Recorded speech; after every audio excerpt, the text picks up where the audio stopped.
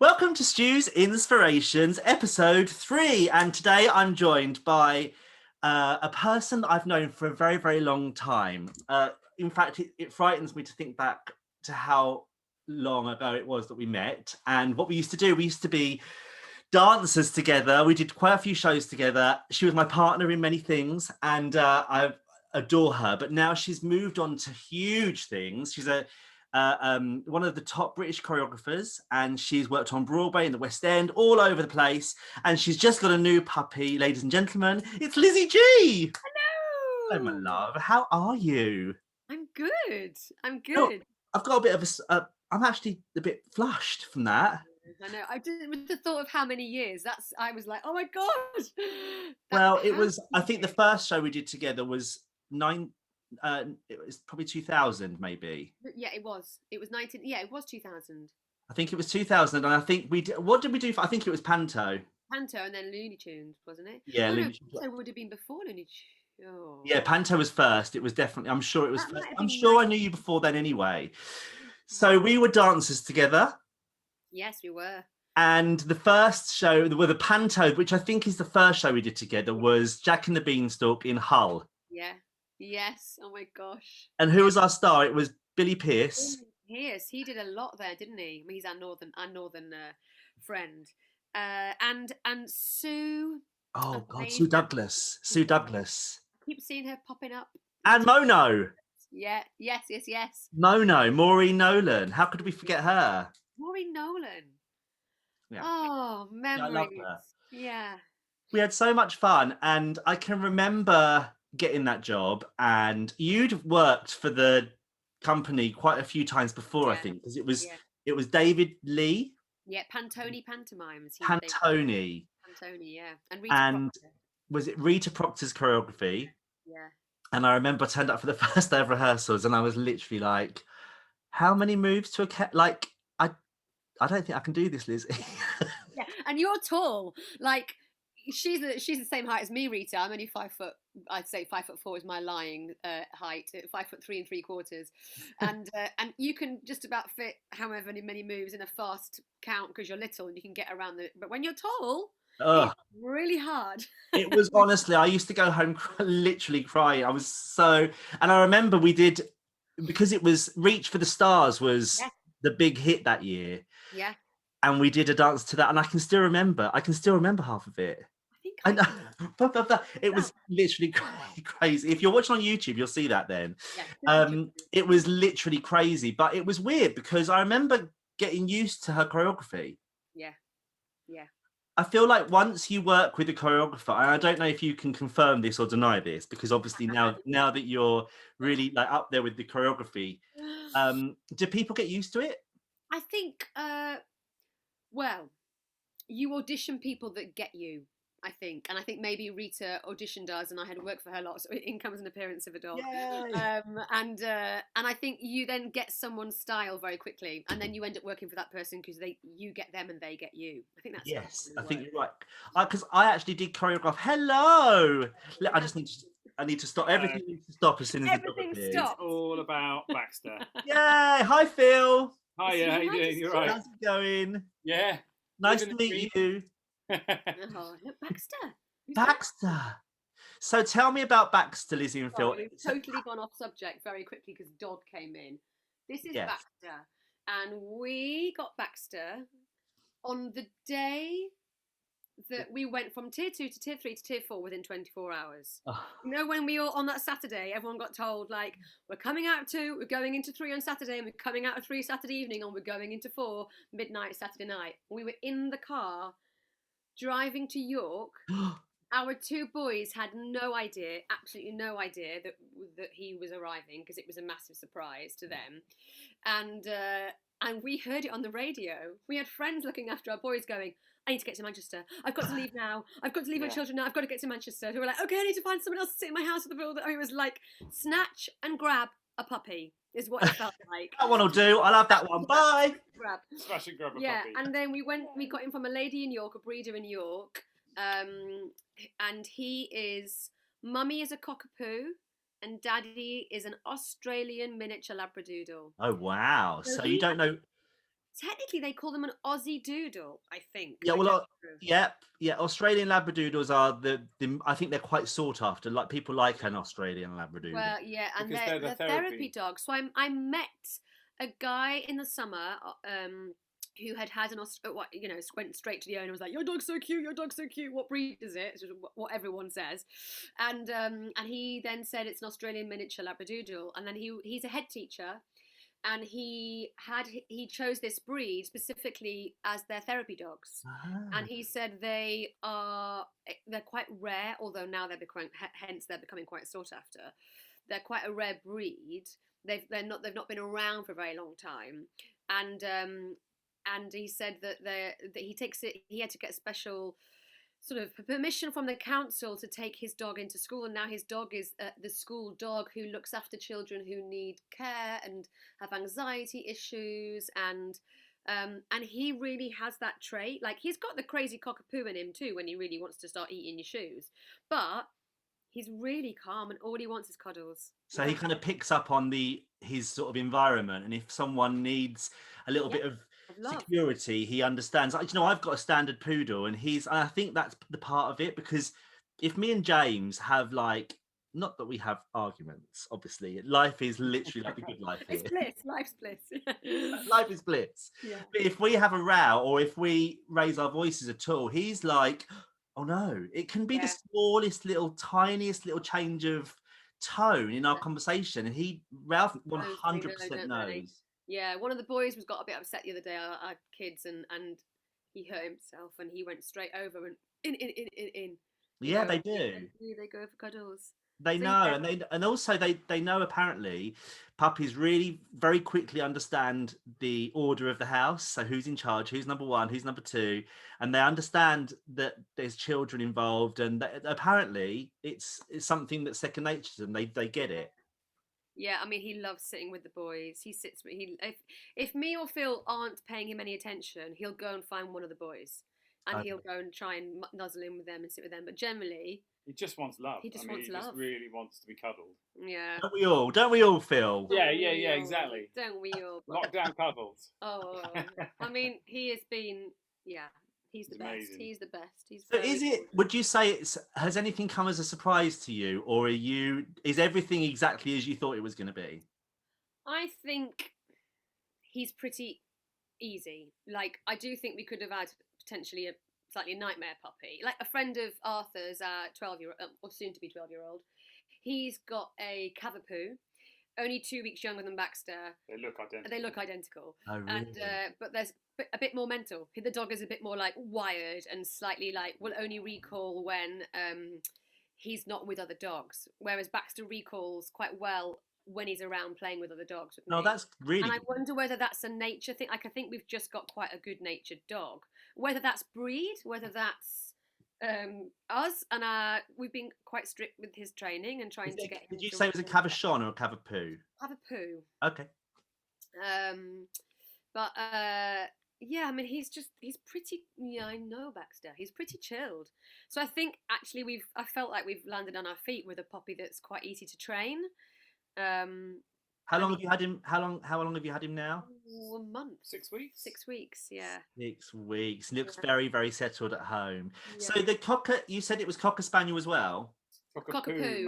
Cockapoo mum. So he's got Cocker Spaniel in him. Yeah. Cockapoo mum, and then the Australian Labradoodle dad. So he's got about eight different dogs in him. And have you seen? He's an expensive mongrel, is what you would read. Have you seen any shedding? No. Nothing at all.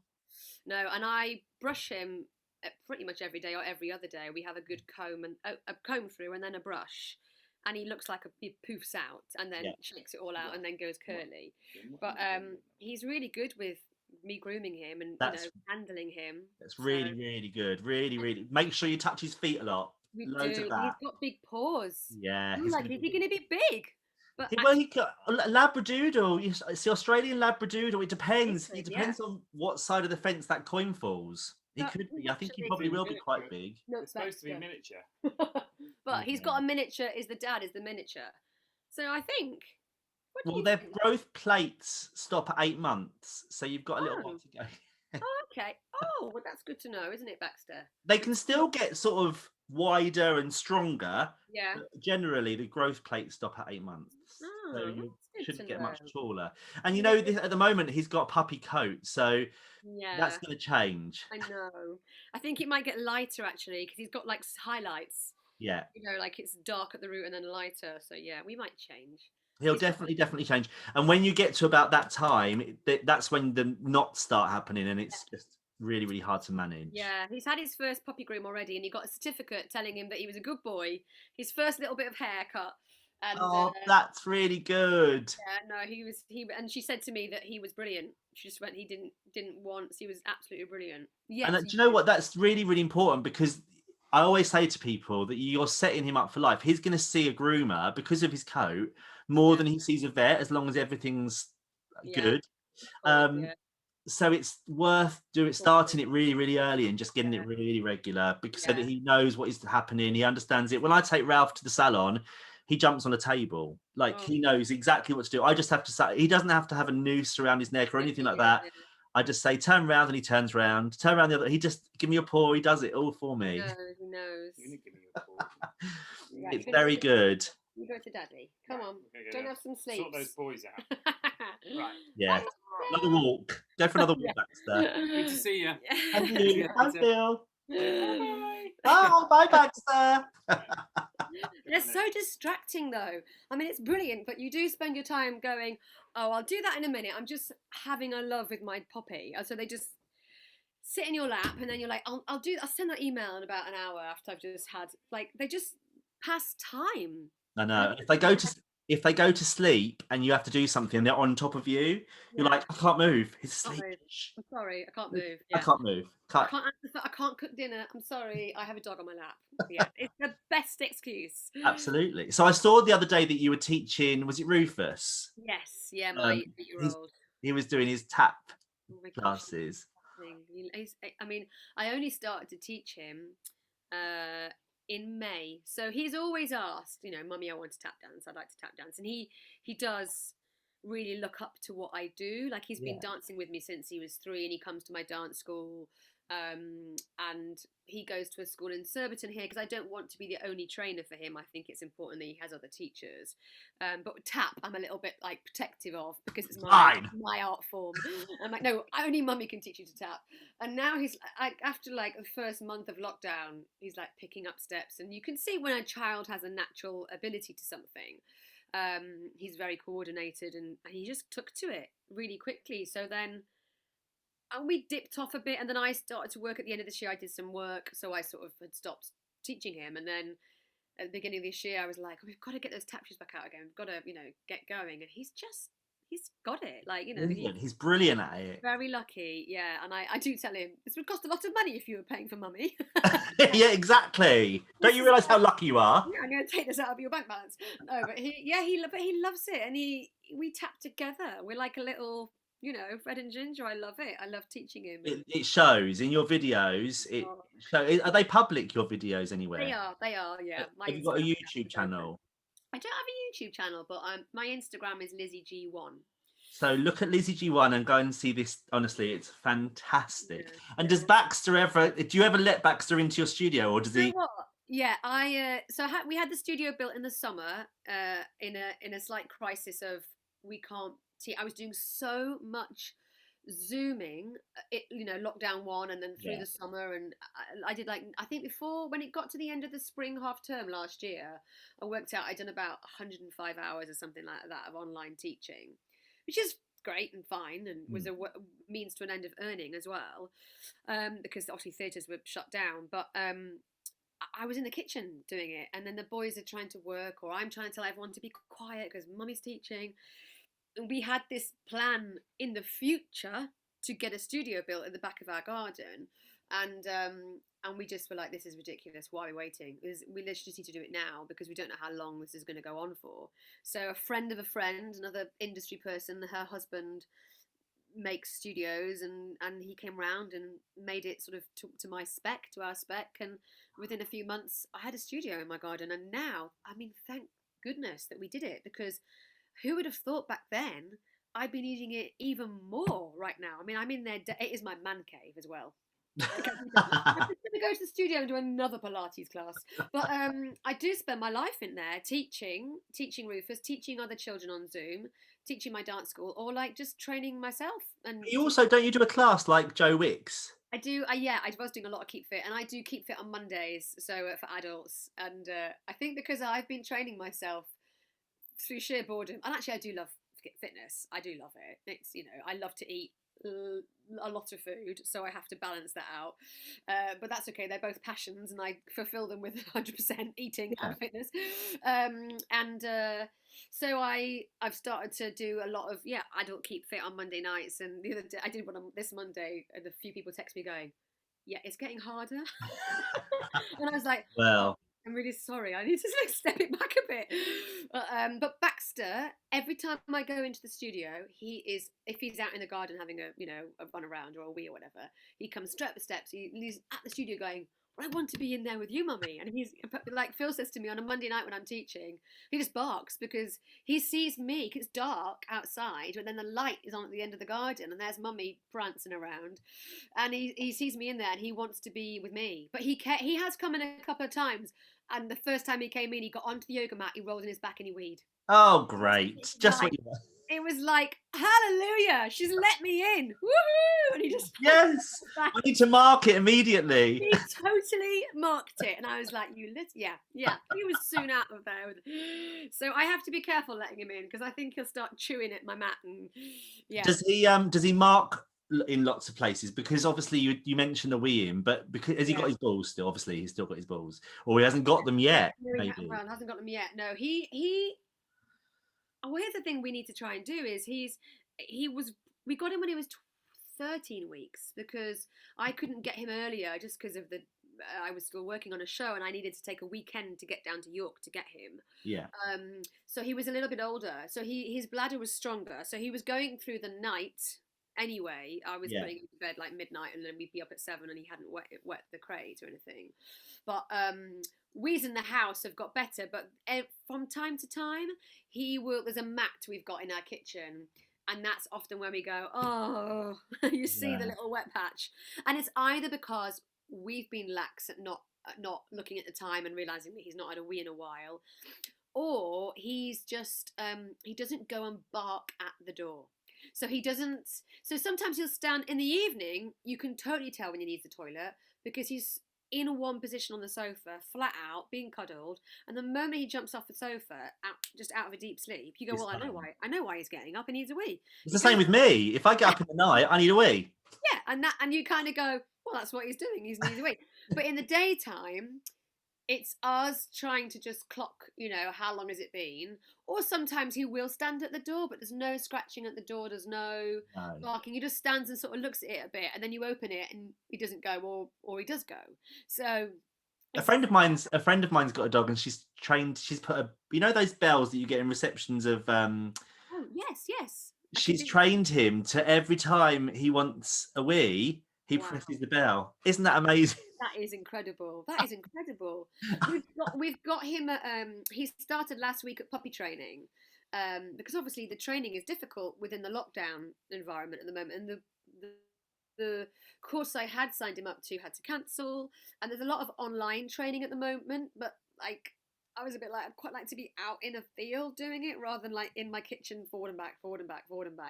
And also another dog for him to distract him with. So I found somewhere which is on a meadow and it's 1-to-1, but there's one other coach with another dog. Oh, so that's good. Quite good. So I'm doing that with him. And what was my? The dog. So we asked about going to the toilet with her, and she said maybe in the morning put him on the lead when he comes out of his crate. And yes, he'll want to go straight out, but you just wait. You hold him in, and you let him basically hold his bladder until he's going, I want this door to open. And then when he sees that it's that action that implements the opening door rather than just the magic opening door that he doesn't connect because he can't look up. So he doesn't look up to you pushing the handle down. He just sees this door opens whenever he walks towards it. Magic. Like magic. So she said he needs to see that it's his action causes your reaction to open the door. That's really interesting. I haven't tried that yet. I mean, it's the same. I think it's the same with everything. It's a bit like me saying that Ralph jumps on the table. It's repetitive. We have to just, every time we go in there, I want him on the table. I've got to give him a scissor cut. Yeah. jumps on the table and he knows what he has to do. And it's like over the years, it's just got, that's what I have to do when I'm here. He understands. Yeah. So it's probably the same. And have you noticed when you're out walking, does he wee funny? Like, does he try and get high? No, he goes. He's right. He's still like Oh, squatting. he's still Yoga. squatting. Still squatting. Yeah, it's like, he's like straight down into a plie. There's no leg cocking at the moment. This is quite cute. Honestly, when they first do their first ever leg cock, it's like a moment That's as a what dog my friend owner. told me. She's like, "Oh my gosh, he's become a man." It is such a funny thing. Yeah. And Ralph is he's really big, and even though he's like big, they've got what's called anal glands. In fact, I was talking to I did a podcast with Kerry Ellis a couple of weeks ago, Yeah. and she phoned me and she was like, when she first got a puppy, and she went, "Stu, what do I do? Because something stinks, and I need to know how to do it." And so I was explaining about the anal glands. Well, they're supposed to sort of expel when they poo. This is a lovely conversation for a podcast, isn't it? Inside information. And so Ralph, when he poos, he tries to find the highest place to poo because it expels the scent glands. And then when and other dogs come along, the higher they spray, the bigger the dog. So he's going, "This is my area." Wow. And that's how that's Amazing, isn't it? Isn't it? Isn't that fascinating? I find that fascinating. I mean, he's never going to get higher than your poodle, that's for sure, because he is low to the ground, Baxter. Well, Ralph will try and find like the highest mud patch and then a tree, and he'll try and poo on top of the tree to try and make it higher. Wow, isn't that amazing? Dogs are so clever. It's so clever, isn't it? You know. Yeah. So, do you ever take your dog to rehearsals, or you haven't yet, but will you? You know what? I would have done. I mean, one of the instincts, one of the the reason for getting him, we've been wanting a dog for a long time. I say we've all been wanting a dog. Phil is the practical person in our family, and quite rightly so, that goes, this is before pandemic. Yeah. This is where he goes, we are always out of the house, we are always working, we are always either not working then on a holiday because of, needing a break. How on earth can we look after a puppy, train a puppy, begin to, have a puppy? It's never going to happen until the kids are old enough and we've calmed down with work. And so we were like, no, it would be nice, wouldn't it be nice? But we can't do it. And daily, the boys would ask, when can we have a dog? It was like a daily conversation, even though they always knew the answer would be never. Practically never. You borrow. So in the summer, beginning of lockdown 1, we did borrow my doggy, which was pretty good. And ladies in the village, in our village in Thames Ditton here, we're by the river, and everyone's got a dog. And even more now, everyone's got a dog. Like, there's lots of dogs in the village. It's great for walking and what have you. And we found 2 cockapoos who were on this borrow my doggy site that live round the corner, and we'd have them loads. Like, they'd come and stay the night, or we'd take them out for like a 20-minute walk or a 4-hour day, or spend the weekend with you. I mean, they're so relaxed and very lovely couple. They were quite happy for their dogs just to be passed from pillar to post, basically. So we were borrowing these dogs and having the experience and going, well, this is the fix, this is what we need to do, and this is all we need to get us through the boys needing a dog. And then I did a lot of research, even though I was always being told it can never happen. I secretly on the sideline did quite a lot of let me just email this breeder. Let me just find out if this puppy's available. I did all that, and nothing came of it, but it was quite a useful practice to put in. And then I started doing Christmas Carol at the Old Vic, which is its 4th year of doing the show, and we did it in camera this year because of all the COVID protocols. And Matthew Warchus, who's the artistic director of the Old Vic and the director of Christmas Carol, he's often gone, oh, bring your dog to work or bring your puppy to work. So not to every actor, but he's really sort of quite relaxed about. He loves dogs and loves children. They're the two, they're the 2 people that he's quite happy to have in the room. So and I sort of made a joke going, oh, if I'm constantly working at the Old Vic, then I'd be all right with the puppy because I could just take it into work. And ironically, we hadn't got the dog by this point, but there were about 4 members of the creative team that had dogs. But because of COVID, they weren't allowed to bring them in. And even Matthew wasn't allowed to bring, and he'd just been bought a new puppy. So he's now got 2 dogs, and he got a puppy off his family for his birthday. And I was like, you're the busiest man in the planet, and you get 2 dogs, and I'm not allowed 1. So I was like, right, if you can have a puppy, again, like a second dog, then we can do this. So I came home that night and had a very heated debate with Phil about how is the most, busiest director in the theatre industry, which is currently all locked down, able to have 2 dogs and we can't have 1. So we did the whole like talking it through, talking about the future, what may happen when we get back to work, and who would look after it, and how would we afford it. And I was doing the whole, well, if we're working, then we can afford the dog trainer, or the dog walkers.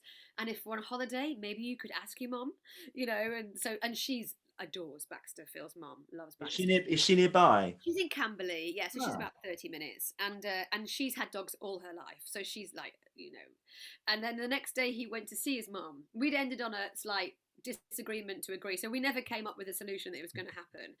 And then I got a text in the theatre the next day. I was at work, and Phil was at his mum's house, and he just put, okay, and that was it. He just put, okay, and he put, we have to draw up a contract with the family. And I was like, okay, great. And then within 24 hours, I'd found the dog, I found the breed. I was like, okay, hang on a minute. It's like at work, like literally going dog, dog, dog, dog, dog. Of course you had. It's you. That's what you would do. 100%. Like, I am because he let that little window of opportunity happen. And I think his mum sort of quite rightly said, like, we're not going to get back to, sadly, I mean, it's obviously not great times for our industry right now, but it's going to be another 6 months. We know that our shows are all getting pushed back to August, and Phil hasn't worked for a year and a half because he does big brand new musicals. It's not just like bringing something out that's been done before. He does new material. I've only managed to work last year in film and television, which is why I had an opportunity of working, but theatre is just difficult. And we've got about 6 or 7 months of being around, and it is like, shall we have a baby? That's kind of what it feels like. We are bringing a baby into our, and they need our attention, and they need our training, and they need our love, and we need to be around. We can't just be putting him in the crate for 5 hours and going off to work as a puppy. Exactly. So, and we knew we had this window, and it was a bit like it's now or never. Because actually, if we waited till next year, game over. It was the perfect time. Oh. So yeah, I think it feels like it's definitely the perfect time, I'd say. Perfect time. You know, I've for some reason, I don't know what's happened, but I've just had an email come in, and it's sometimes with Zoom, it pushes everything to one side, and I don't know how to get it back again because I'm on a Mac. I don't ever know how to do it. So hold on 1 second. I'm just gonna. I think I've done it. Back in the room. Back in the room. So, and then Phil's mum had also said, I was working for about 8 or 9 weeks, and really I was out of the house all of last sort of October, November, December, and he was on his own a lot, and Baxter would have been great company back then. And we are, as much as we love being with each other, it's just me and him. The boys are homeschooling, they're off doing what they need to do in their separate rooms doing their schooling, and me and him are like twiddling our thumbs, and we've got this little person that's looking at us like, I need a little bit of you. And he keeps us company, and he changes the subject, and he gets us out, and he makes us walk, and he actually gets us out. So he's basically he's your companion. You're both of your companion. He gets you out. Do you think that this whole lockdown, and obviously you both being in the theatre industry, has it really affected your mental health? Obviously, I know you work an awful lot. You both work, but you just said Phil was a year and a half. Yeah, it has, and I think I think we can recognise in every one of us in the stages of this lockdown one. Oh, it's like 30 degrees. It's fine. I'm gonna sit out. I needed some time off anyway. Like, this is what I need. This is a calling. And then like months on, okay, now I really need to work. Okay, now the weather's gone bad. Okay, now I'm depressed. So like there is all that, like it was fine at the beginning. Like, let's all stand and clap the NHS, and and I guess we all listened to Boris's talks at 5, and let's all unite and fight this thing. And then and obviously some people's lives have kind of gone back to normal, apart from they're not in pubs and they're not seeing their mates, but they're still working. Some people, but that's really difficult if they've got kids at home that they're trying to educate. Even for me, because I'm an actor and also a dog groomer, it was the reason really for me was to do dog grooming was because I was spending so much time out of work that I wanted to do something that I loved rather than, you know, I used to work in that box office in Leicester Square, which I really enjoyed doing, but it wasn't something I adored.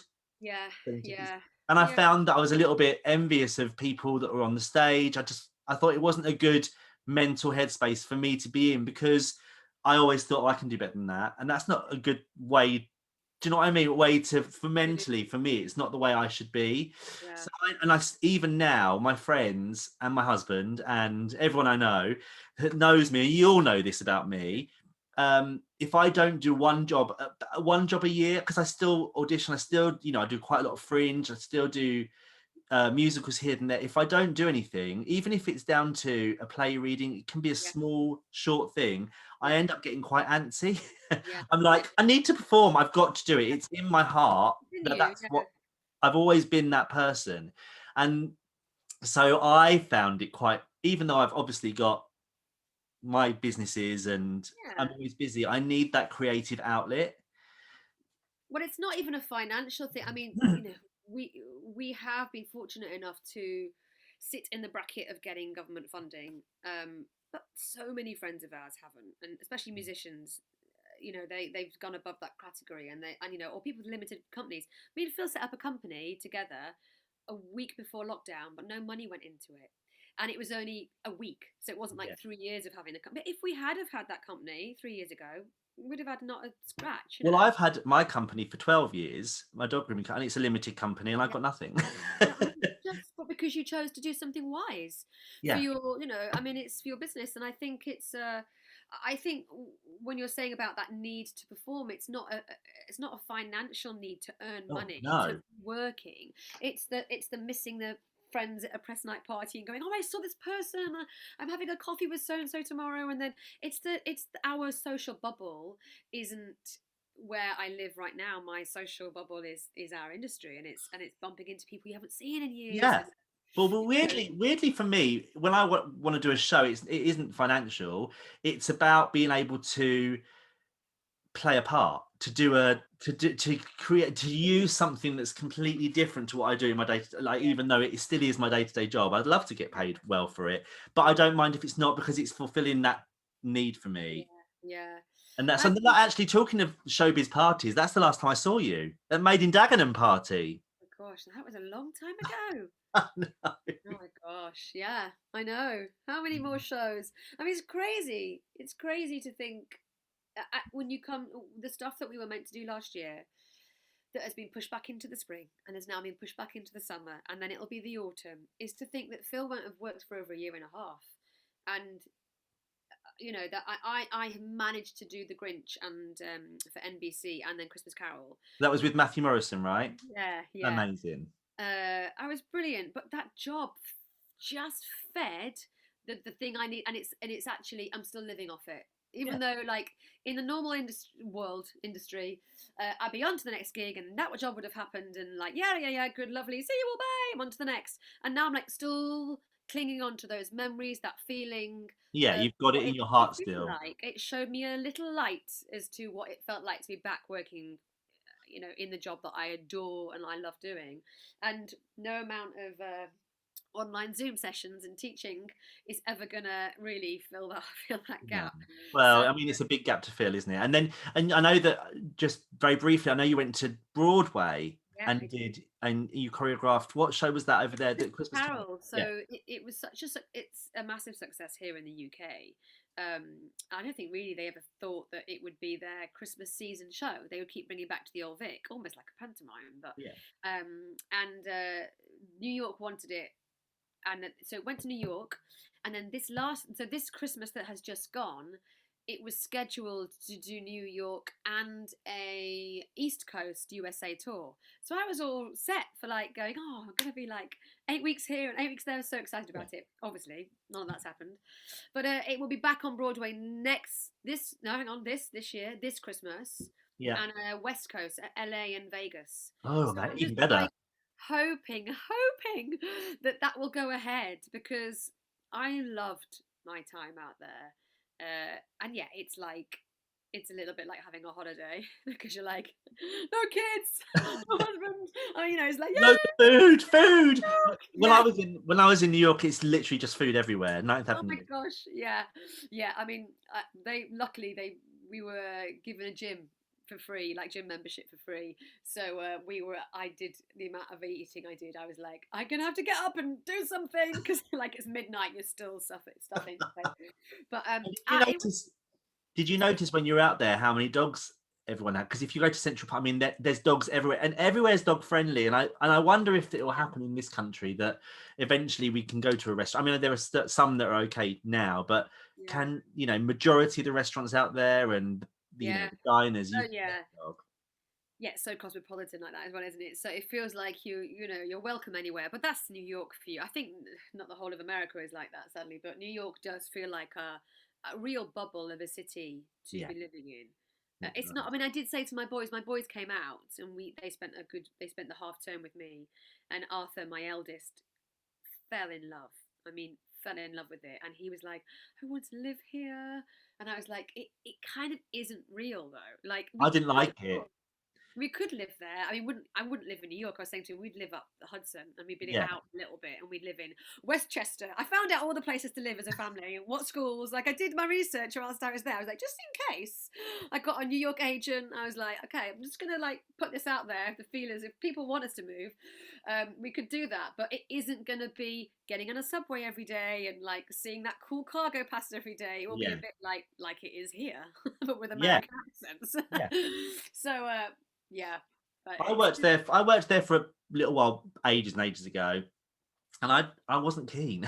Like I was always looking forward. I feel like I really love the history of London. I love British culture, and I think that that's in me. It's part of me. So I loved my time there, but I wouldn't swap it for the world. no, and I do think London is incredible as a city. I mean, we live in Surrey, we're just a bit further out, but I still Yeah. feel like I'm in London. It's like, yeah, it's 20 minutes on a train. Yeah.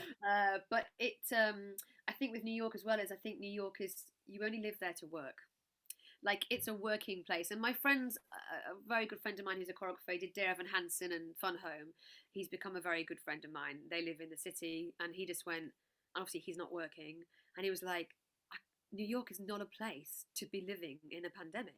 He was like, I have to work and I can't work. And it's like, that's why we chose to live in New York and not some other, place. He's like, because of work.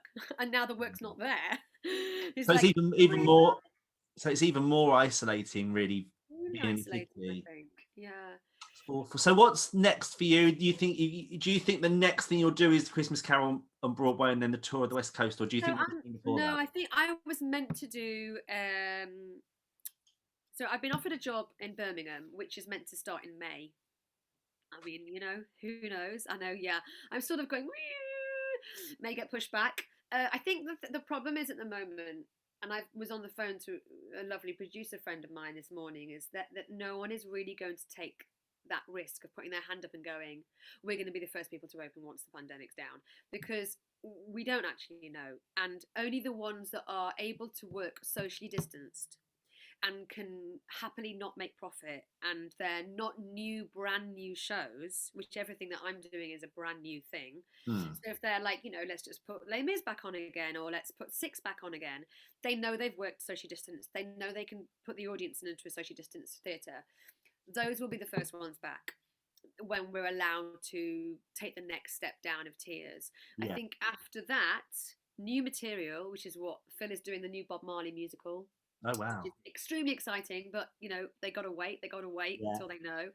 And I'm doing a play which I was in the 4th week of rehearsals for when lockdown happened. We all just like left the rehearsal room, and it's called Jack Absolute Flies Again. So it's at the National. It's written by Richard Beam and Ollie Chris. Thea Sharrock's directing it. It's absolutely brilliant. It's the next One Man Two Governors. And when you're sat on a play that could be that next show that went around the world, and you don't want to time that wrong in No. reopening it. So we've got provisional dates for that starting, and then I'm doing a big opera at the E&O. This could be my 4th opera there. So I'm doing I don't think I can say actually, but I'm doing an opera. It's a Gilbert and Sullivan opera. Ooh, so that's And exciting. Yeah, but again, that has been pushed back a year and a half. That's a And big they old are bar. That's a big old barn, isn't it? That theatre is a big huge, theatre. It's a beauty. I love it. I love that theatre. It's huge. It's gorgeous. Yeah. gorgeous. But all those contracts that were last year and then got put into this year and are now moving, they're all just sitting on top of each other because all the producers are going August, September, Yeah. like, and you just kind of go, yeah. I mean, you can't really go, yes, I'll put it in my diary and we'll sign the contract now and let's go, because it could move again. Yeah. And the next one could move, and then there might not be a clash, and then there may be a clash, and then you might have to get an associate or not get an associate to help you out. So at the moment, I'm just kind of going with the flow and sort of going, well, Yeah. You've got I to sort ride of the waves. we've got to ride the wave, and so when it comes to mental health. Actually, last year we did all right, but this year it's slightly harder because the both of us have been told all our work is now pushed back to August, September, opening October, and then we're only in January. Well, we're not even out of January, and No. we're like, oh gosh, that's a lot of dog walking. Like, it's a lot, like, we feel like an old retired couple. So yes, I do some teaching online, and Phil teaches some. We can't even get people in the house to teach them. I can't get anyone I know. in yet to teach them face to face. So I think once that can start to pick up, then we can, feel like we've got a purpose again. But yeah, Well, our we have purpose to is look. Baxter. We have to be positive. We'll get out of this as soon as possible. I'm sure of it. And well, we've got to do it properly. And I think that's, the theatre industry aren't going to want to mess it up. They're going to want to make sure that the cast feels safe, the creative team feels safe, the audience feels safe. Yeah. And that's really important that they do that. Well, fingers crossed for it. Well, thank you very much for talking to me, Lizzie. This has been so lovely. So good luck with the next project, whenever it may be, hopefully August.